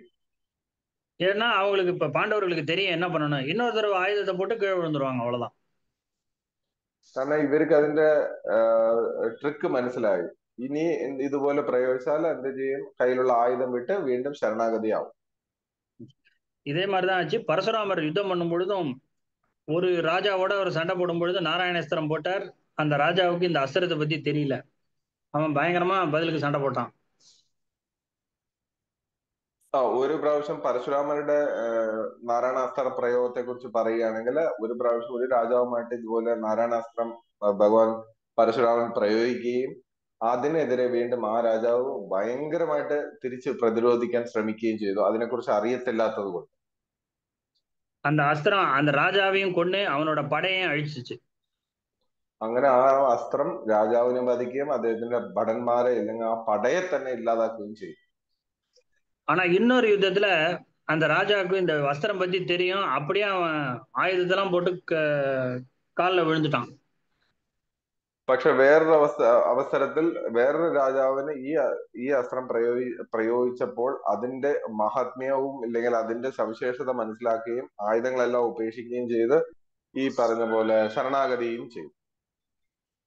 அவனை விட்டுருச்சு. அதனால பரசுராமர் வந்து அவனை வேற வழியில தான் சண்டை போட்டார். പക്ഷെ നാരായണാസ്ത്രം പ്രയോഗിക്കുകയും അതിനെ അദ്ദേഹം തടയുകയും ചെയ്ത ആ രാജാവിനെ പിന്നെ അദ്ദേഹം വധിക്കാനായിട്ട് വേറെ വിധത്തിലുള്ള പ്രയോഗമാണ് നടത്തിയത്. அப்போ இங்க வந்து அஸ்வத்தாமன் வந்து அதுக்கப்புறமும் அன்னைக்கு கடுமையான யுத்தம் பண்ணி பல அஸ்திரங்களை போட்டாரு. பட் கிருஷ்ண அர்ஜுனர்கள் அதுல இருந்து பதமாகாம தப்பிச்சிட்டாங்க. അങ്ങനെ അന്നേ ദിവസം തന്നെ വീണ്ടും ഒരുപാട് ശക്തിയുറ്റ അസ്ത്രങ്ങൾ അശ്വത്ഥാമ പ്രയോഗിക്കുകയും അതിൽ നിന്നെല്ലാം കൃഷ്ണാർജുനന്മാർ വളരെ സാമർഥ്യമായിട്ട് തന്നെ രക്ഷപ്പെടുകയും ചെയ്തു. அப்போ அவர் வெறுத்து போய், சரி இனிமேல் நம்ம யுத்தம் பண்ணி பிரயோஜனம் இல்லைன்னு ஆயுதங்கள்லாம் தூக்கி போட்டுட்டு துரியோதனன்ட்ட போய் சொன்னாரு. துரியோதனன் வந்து ரொம்ப வருத்தத்துல இருந்தார். அப்ப அஸ்வத்தாமன் சொன்ன விஷயம் என்னன்னா, இன்னைக்கு நான் பாண்டவர்களை கொல்ல முடியல, ஆனா அவங்க ஆயுதங்களை தூக்கி போட்டு தேர்ல இருந்து இறங்கி கீழே நம்ம அதாவது குருக்ஷேத்திர பூமியில நமஸ்காரம் பண்ணிட்டாங்க, அது தோல்விக்கு சமம் அவங்கள கொன்னதுக்கும் சமம் அப்படின்னா. അങ്ങനെ ഈ ഒരു പ്രയോഗങ്ങളെല്ലാം നടത്തി ഒന്നും വിജയിക്കാതെ വരികയും ചെയ്തപ്പോൾ അശ്വത്ഥമാവ് ദുര്യോധനടുത്ത് വന്ന് പറഞ്ഞു, എന്തായാലും ശരി, നമ്മള് ഇതെല്ലാം ശ്രമിച്ചു. പക്ഷേ ഈ പറഞ്ഞ പാണ്ഡവർ അവരുടെ കയ്യിലുള്ള ആയുധങ്ങളെല്ലാം ഉപേക്ഷിച്ച് ഈ പറഞ്ഞ യുദ്ധഭൂമിയിൽ എന്താ പറയാ സാഷ്ടാംഗം പ്രണമിക്കുകയും ചെയ്തത് കൊണ്ട് അവർ തോറ്റതിന് സമാനമാണ് എന്ന് ദുര്യോധനോട് പറഞ്ഞു അശ്വത്ഥ. அப்போ பாண்டவர்கள் ரொம்ப பெரிய வீரர்கள் இருந்தா கூட அவங்க கம்ப்ளீட்டா அந்த என்டையர் ஆர்மியை டிஃபீட்டட் அன்னைக்கு. പാണ്ഡവർ അത്രത്തോളം ശക്തിമാനായിരുന്നെങ്കിലും അവരുടെ എല്ലാ പടകളും അന്നേ ദിവസം സംഹരിക്കപ്പെട്ടു. ஆனால் அர்ஜுனனுக்கு ரொம்ப சந்தோஷம். പക്ഷെ അർജുനന് കുറച്ച് സന്തോഷമുണ്ടായിരുന്നു. அர்ஜுனன் ஏன் சந்தோஷப்பட்டார்னா, நான் நாராயண அஸ்திரத்துக்கு தானே விழுந்தேன், நாராயணருக்கு தான் நான் நமஸ்காரம் பண்ணேன், ஒன்றும் தப்பு இல்லையே அப்படின்னு. അപ്പൊ അർജുനന്റെ മനസ്സിലുണ്ടായിരുന്ന ചിന്ത എന്ന് പറഞ്ഞാൽ, ഞാൻ നാരായണാസ്ത്രത്തിനെയാണല്ലോ വണങ്ങിയത്, ഇല്ലെങ്കിൽ അതിന്റെ മുന്നേ ആണല്ലോ ശിരസ് നമിച്ചത്, അത് ഭഗവാൻ തന്നെയല്ലേ എന്ന് വിചാരിച്ചു. அப்போ அந்த யுத்தம் முடிஞ்சு அஸ்வத்தாமன் ரொம்ப வேதனை, அப்பா போயிட்டார், இன்னைக்கு நாராயணாஸ்திரமும் பிரயோகப்படுத்தின, அதுவும் எந்த பிரயோஜனம் இல்லைன்னு வருத்தத்தோட வெளியில போனார். അങ്ങനെ അശ്വത്ഥാമാവിന് വളരെ വേദനാജനകമായിരുന്നു. കാരണം അദ്ദേഹത്തിന്റെ പിതാവ് ദേഹം വെടിയുകയും ചെയ്തു, യുദ്ധത്തില് ഈ പറഞ്ഞ നാരായണാസ്ത്രം പ്രയോഗിക്കുകയും ചെയ്തു, അതും വിജയം കണ്ടില്ല. മൊത്തത്തിൽ അദ്ദേഹം എന്താ പറയാ സങ്കടഭരിതനായി മുന്നോട്ട് പോയി. அப்போ வியாசதேவரை போய் பார்த்தார். പിന്നെ അദ്ദേഹം നേരെ വ്യാസദേവനെ ചെന്ന് കാണുകയും ചെയ്തു. அப்போ வியாசர்கிட்ட சொல்லி வருத்தப்பட்டார், இந்த மாதிரி எங்க அப்பா போயிட்டார், நான் வந்து நாராயணாஸ்திரம் போட்டேன், நாராயணாஸ்திரமும் இன்னைக்கு எனக்கு ஹெல்ப் பண்ணல அப்படின்னு. അങ്ങനെ അദ്ദേഹത്തിനോട് വ്യാസദേവനോട് അശ്വത്ഥാമ പറയുകയും ചെയ്തു, എന്റെ അച്ഛൻ ദേഹം വെടിഞ്ഞു, അതുപോലെ നാരായണാസ്ത്രം ഞാൻ പ്രയോഗിക്കുകയും ചെയ്തു. அப்போ வியாசர் சொன்னார், நாராயணாஸ்திரம் ஏன் உனக்கு ஹெல்ப் பண்ணல அப்படின்னா, அந்த நர நாராயணர்கள் தான் கிருஷ்ண அர்ஜுனர்களாக வந்திருக்காங்க. എന്തുകൊണ്ടാണ് താങ്കൾക്ക് നാരായണാസ്ത്രം വിജയം നൽകാത്തതെന്ന് വെച്ചാൽ, ഈ നരനും നാരായണനുമായിട്ടാണ് ഭഗവാൻ കൃഷ്ണനും അർജുനനുമായിട്ടും ഉള്ളത്. நீ நாராயண அஸ்திரத்தை நாராயணருக்கு அகேன்ஸ்டாவே போட்டேன்னா அது எப்படிப்பா வேலை செய்யும் அப்படின்னு. അപ്പൊ വ്യാസദേവൻ ചോദിച്ചു, നാരായണാസ്ത്രത്തിന് എടുത്ത് നാരായണന് തന്നെ പ്രയോഗിച്ചാൽ അത് എങ്ങനെയാണ് നിന്നെ സഹായിക്കാന്നൊന്ന് പറയാമോ എന്ന് ചോദിച്ചു. அது ஒண்ணு. இன்னொரு காரணம், பகவான் நாராயணர் சொன்னார், இத நீங்க வந்து மனுஷர்களோட யுத்தத்துல நீங்க வந்து அவ்வளவு ஈஸியா பயன்படுத்தக்கூடாதுன்னு, ரொம்ப வேற வழி இல்லைன்னு தான் பயன்படுத்தணும்னா. ஆனா அஸ்வத்தாமன் கோவத்துல போட்டு விட்டார் இத. പിന്നെ രണ്ടാമത്തെ കാരണം എന്ന് പറഞ്ഞാൽ, ഇത് മനുഷ്യ സമൂഹത്തിനിടയിൽ ഉപയോഗിക്കരുതെന്ന് പറഞ്ഞിരുന്നു.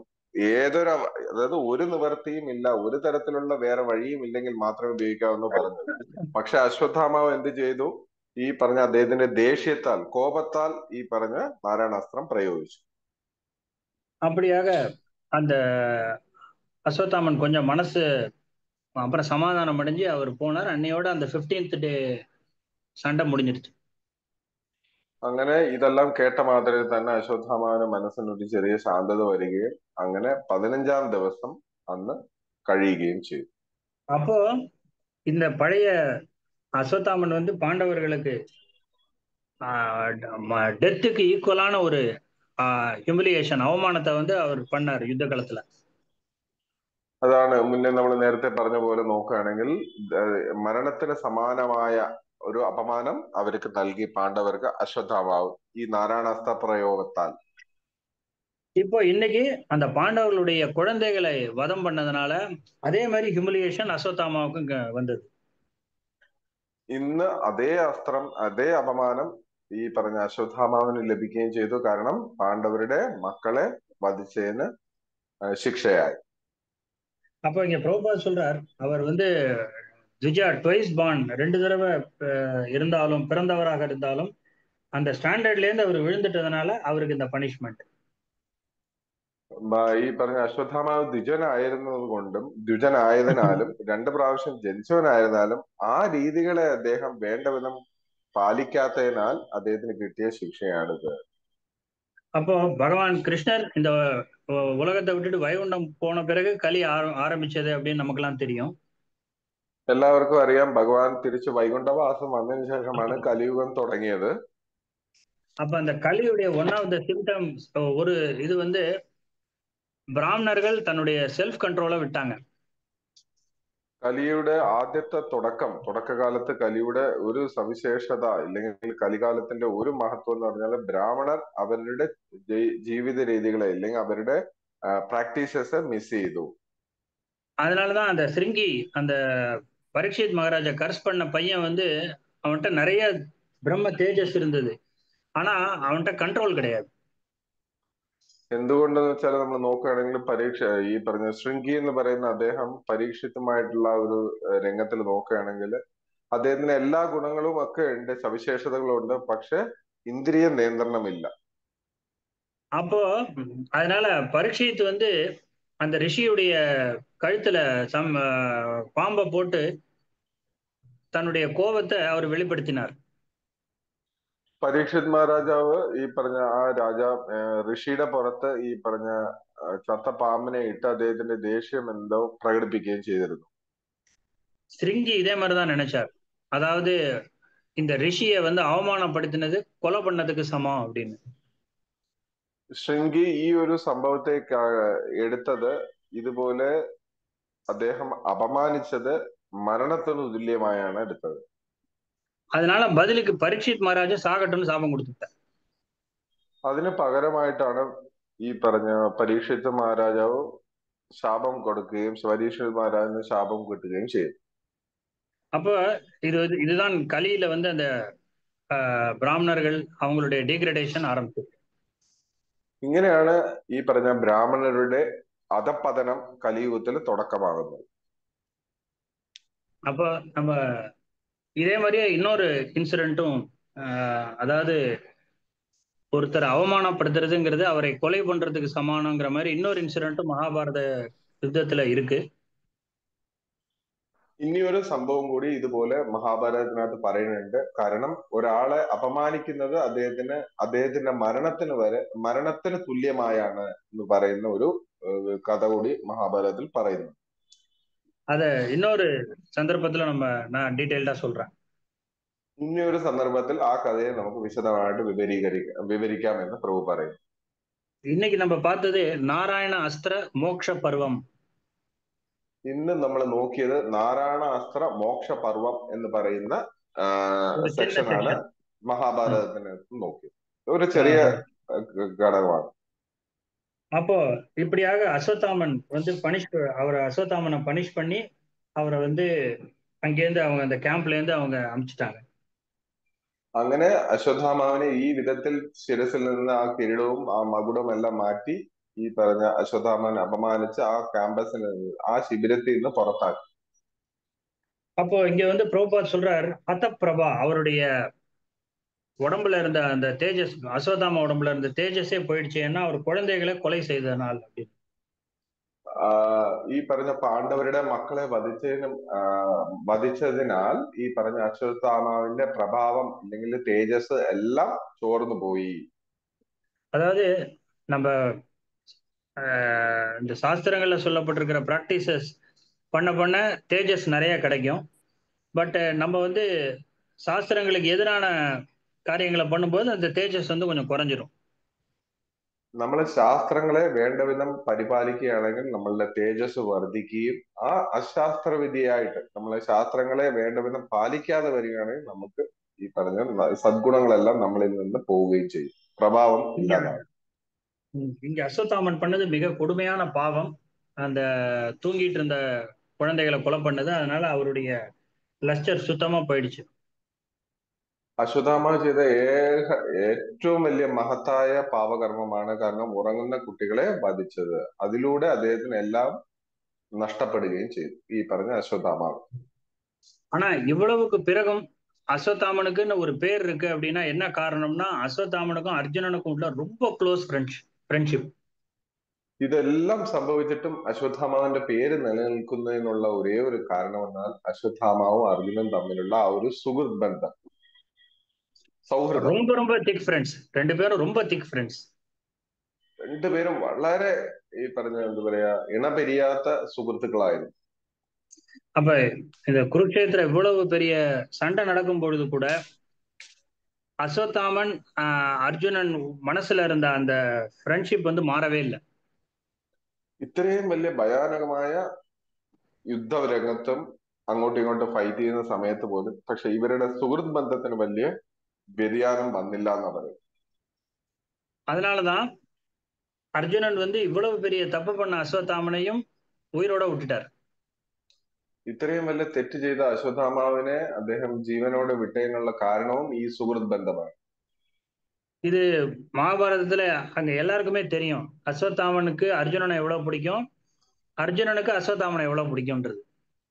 മഹാഭാരതം നമ്മൾ നോക്കുകയാണെങ്കിൽ അറിയാം, മനസ്സിലാക്കാൻ സാധിക്കും അർജുനനും ഈ അശ്വത്ഥാമനും പരസ്പരം എത്രമാത്രം ഇഷ്ടമുണ്ടായിരുന്നു എന്നുള്ളത് നോക്കുകയാണെങ്കിൽ നമുക്ക് അറിയാൻ സാധിക്കും. ஆக்சுவலா அஸ்வத்தாமனுக்கும் கிருஷ்ணருக்கும் டைரக்ட் ஃப்ரெண்ட்ஷிப் கிடையாது.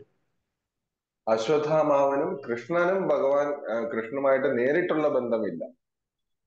ஆனால் அஸ்வத்தாமன் அர்ஜுனனுக்கு ரொம்ப ஃப்ரெண்டு. പക്ഷെ അർജുനന് ഏറ്റവും വലിയ സുഹൃത്താണ് അശ്വത്ഥാമ. கிருஷ்ணர் சொன்னார் அர்ஜுனன்ட்ட ஒரு தடவை, யோ தொம் துவேஷ்டி மாம்ச துவேஷ்டி, அதாவது யார் உன்னை வெறுக்கிறானோ அவன் என்னையும் வெறுக்கிறான். ഭഗവാൻ കൃഷ്ണൻ അർജുനോട് ഒരു സന്ദർഭത്തിൽ പറയുകയുണ്ടായി, ആരാണോ നിന്നെ വെറുക്കുന്നത് അതിലൂടെ അയാൾ എന്നെയും വെറുക്കുന്നു എന്ന് ഭഗവാൻ പറഞ്ഞു. யார் உங்ககிட்ட ரொம்ப அன்பா இருக்காங்களோ அவங்க எனக்கும் ரொம்ப பிரியமானவர்கள். ആരാണോ അർജുനനോട് കൂടുതൽ ഇഷ്ടമായിട്ടിരിക്കുന്നത് അല്ലെങ്കിൽ അർജുനനെ സ്നേഹിക്കുന്നത് അവരെ എന്നെയും സ്നേഹിക്കുന്നത് പോലെയാണ്. அதனாலதான் பகவான் கிருஷ்ணர் அஸ்வத்தாமனுக்கு வியாசர் பதவி கொடுக்கிறார். അതുകൊണ്ട് മാത്രമാണ് അശ്വത്ഥാമാവിന് ഇനി വരുന്ന കൽപ്പത്തിലേക്കുള്ള വ്യാസറിന്റെ പദവി അല്ലെങ്കിൽ ആ ഒരു അലങ്കാരം കൊടുക്കുന്നത് അതുകൊണ്ടാണ്. நம்ம நிலைமையும் அஸ்வத்தாமன் மாதிரிதான். നമ്മുടെ അവസ്ഥയും ഏതാണ്ട് അശ്വത്ഥാമാവിനെ പോലെയാണ്. நம்ம டைரக்டா பகவான்கிட்ட ஃப்ரெண்ட்ஷிப் வைக்கிறது ரொம்ப கஷ்டம். നമുക്ക് ഭഗവാനുമായിട്ട് നേരിട്ട് ഒരു ബന്ധം സ്ഥാപിക്കുക എന്നുള്ളത് വളരെ ദുഷ്കരമാണ്. ஆனா நம்ம குரு மகராஜ் பக்தர்கள் இவங்களோட காலை பிடிச்சிட்டோம் அப்படின்னா அவங்க பகவானுக்கு ரொம்ப க்ளோஸ். നമ്മൾ അതുകൊണ്ടാണ് നമ്മളുടെ ഗുരുവിന്റെ ഭക്തന്മാരുടെ കാൽപാദങ്ങളെ നമ്മൾ ഇറുകെ പിടിക്കുകയാണെങ്കിൽ അവരെല്ലാവരും തന്നെ കൃഷ്ണ പ്രിയപ്പെട്ടവരാണ്. அப்ப பகவான் நம்ம பேர்லயும் ரொம்ப அன்பா இருப்பார்.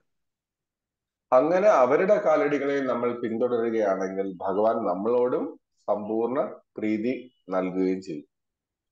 ஆக்சுவலா நான் இந்த ஸ்டோரி வந்து அமிர்தவாணி ஆப்ல வந்து நம்ம மகராஜே இந்த கதையை குஜராத்தில சொல்லியிருக்காரு.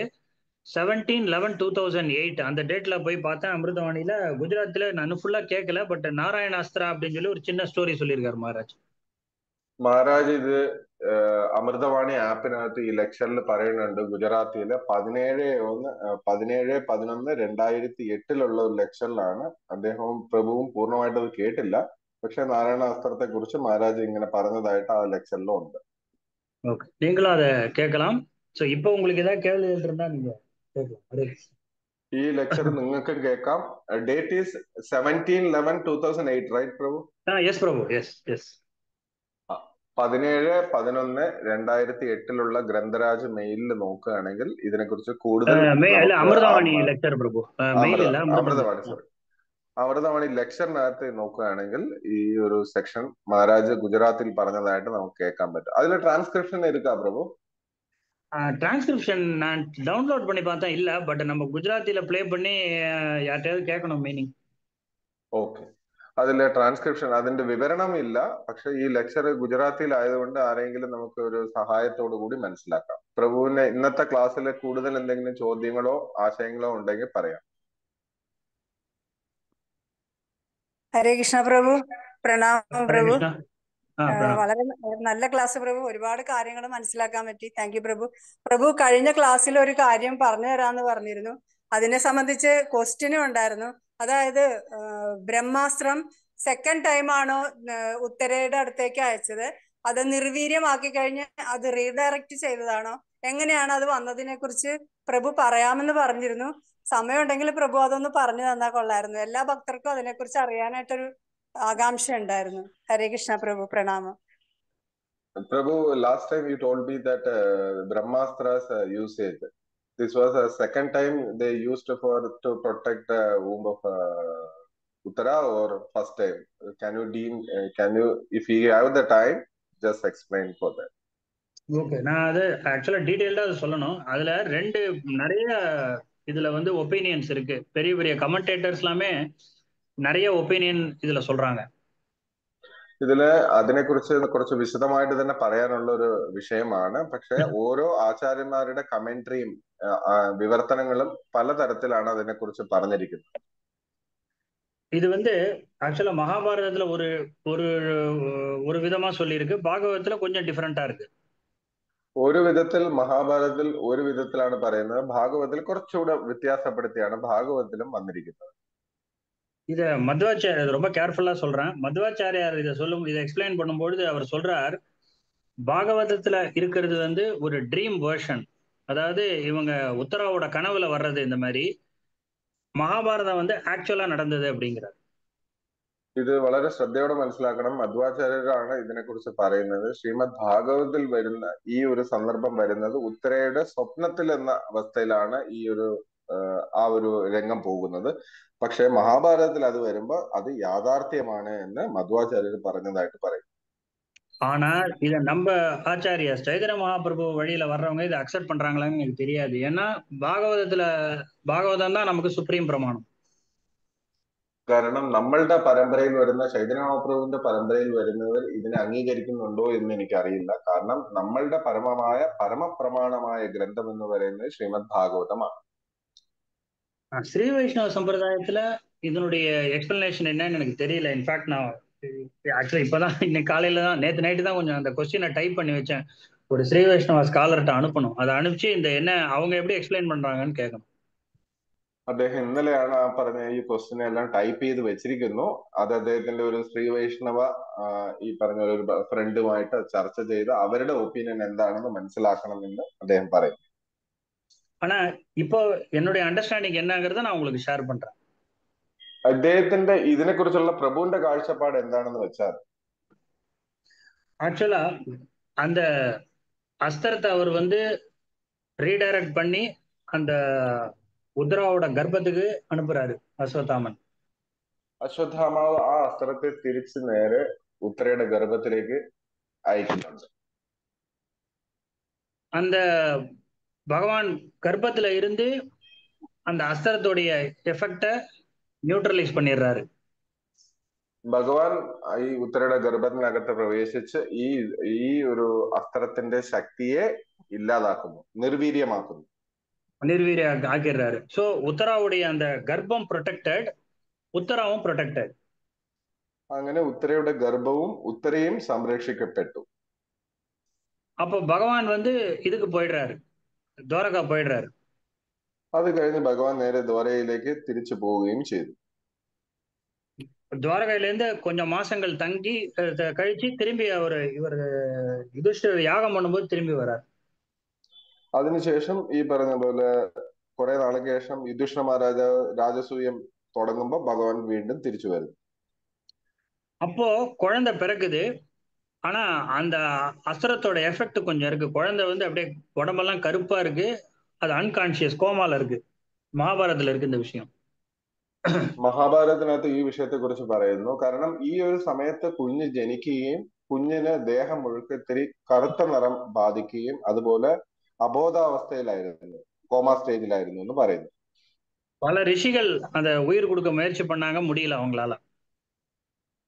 പല ഋഷിമാർ ആ കുഞ്ഞിന് ജീവൻ നൽകാൻ ശ്രമിച്ചിട്ടും സാധിച്ചില്ല. പ്രഭു actually that child was born as death ആയിട്ടാ പറഞ്ഞത്, സാബിള്ളിയാ പറഞ്ഞത്. ஆல்மோஸ்ட் லைக் சூன் அப்படிமாங்க. சூன்னா கோமா மாதிரி, அது டெத் ஆர் சூன் அந்த மாதிரி. പക്ഷെ ആ കുഞ്ഞ് ജനിച്ചത് ഈ ഒരു അവസ്ഥയിലാണ്, അതായത് മരണത്തിന് സമമായിട്ടാണ് ആ കുഞ്ഞ് ജനിച്ചത്. அப்போ பகவான் தன்னுடைய கால்னால தீண்டி அதை உயிர் கொடுப்பார். അങ്ങനെ ഭഗവാന്റെ പാദസ്പർശത്താലാണ് ആ കുഞ്ഞിന് വീണ്ടും ജീവൻ ലഭിക്കുന്നത്. സോ ഇത് മഹാഭാരതത്തിലെ இருக்கு. ഇത് മഹാഭാരതത്തിനകത്ത് പറഞ്ഞിട്ടുണ്ട്. இது எக்ஸாக்டா எப்படி அதை ரீகன்சைல் பண்றதுங்கிறது அதான் நான் மத்வாச்சாரியர் ஒரு விதமா சொல்றார். நம்ம ஆச்சாரியர்ஸ் என்ன சொல்றாங்கன்னு வேணா நான் கேட்டு சொல்றேன் உங்களுக்கு. മധ്വാചാര്യർ വേറൊരു വിധത്തിലാണ് പറയുന്നത്. നമ്മുടെ ആചാര്യന്മാർ എന്താണ് പറയുന്നതിനെ കുറിച്ച് ഒന്നുകൂടി ഞാൻ അതിനെ വിശദമായിട്ടൊന്ന് ആരാഞ്ഞിട്ട് അറിയിക്കാം എന്നുള്ളത്. Thank you Prabhu. Hare Krishna. Thank you Prabhu. പ്രണാമം Prabhu. Hare Krishna. Hare Krishna.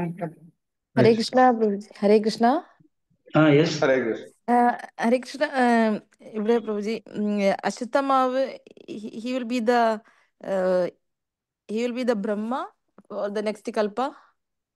Vyasa, he is the Vyasa in the next Chaturika. Vyasa.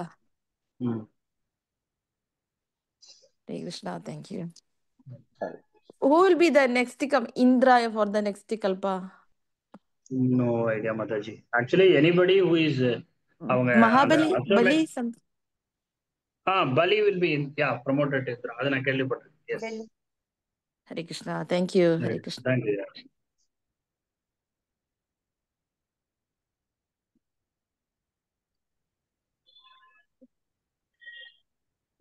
ഹരേ കൃഷ്ണ. വേറെ ആർക്കെങ്കിലും എന്തെങ്കിലും സംശയങ്ങളോ കൂടുതൽ ചോദ്യങ്ങളോ ഇല്ലെങ്കിൽ ക്ലോസ്.